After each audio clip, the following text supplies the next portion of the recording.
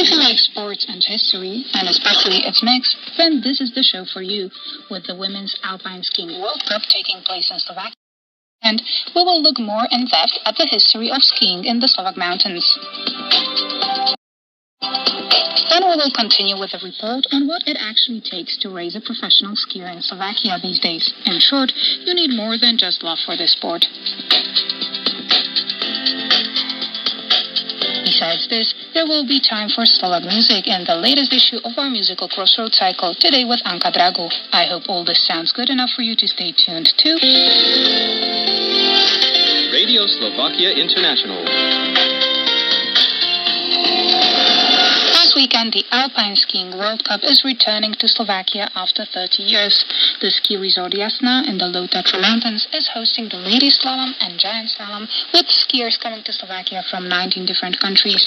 Last time Slovakia hosted an event from the World Cup Series was in 1986, when the tracks on Hrebienok in the High Tatras hosted the prestigious international competition. However, the first skiing competition as such took place in the Slovak mountains in 1911, more than 100 years ago. So what about this long history of skiing in Slovakia? When did Slovaks actually take advantage of the snow-covered slopes of the Tatra Mountains? With the help of a colleague from Slovak Radio, Sonia Vajsova, we have put together a more in-depth tour into the history of skiing in Slovakia. Did you know that the oldest pair of skis came to Slovakia about 150 years ago? They were brought to the High Tatra Mountains by the pharmacist Karol Kornides. Karol Kornides si priviezol pár drevených lyží na... Karol Kornides bought a pair of wooden skis when he was returning from his travels in Norway. The interesting thing is that he never used these skis for skiing. He had them on display in his pharmacy as a rarity. Explains sports historian Igor Machajdik, adding that skiing was still considered an activity for wealthy people. Skis were treated as an exotic good, therefore they would be mostly found as a souvenir of travelers returning home from mainly the Scandinavian countries or from the Alps.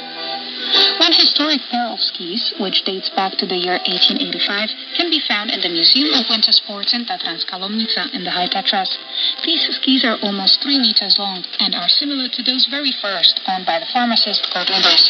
Vladimír Hubač from the museum describes them in more detail. Majú viazanie z morskej trstiny a tá dĺžka nedovolovala také bežné. The ski bindings were made out of wild reeds, and the lengths of those skis didn't allow for classic skiing techniques, but something resembling more of a cross-country type of skiing. They were so long that skiers could pass over small streams, cracks, and other kinds of obstacles on the track.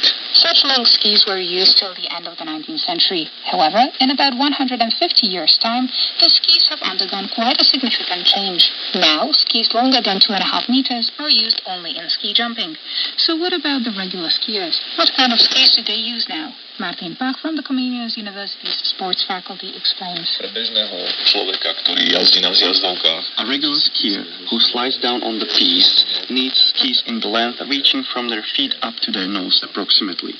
The skis shouldn't be too short because that can get too dangerous. Neither too long because such skis might be difficult to navigate or handle. Not only has the skiing equipment changed, but so has the skiing technique. Skiing instructor Štefan Žadoň. Rýchlosť sa zväčšila, náklony sa zväčšili. The speed has changed. So has the angle of leaning to the sides. The skis now have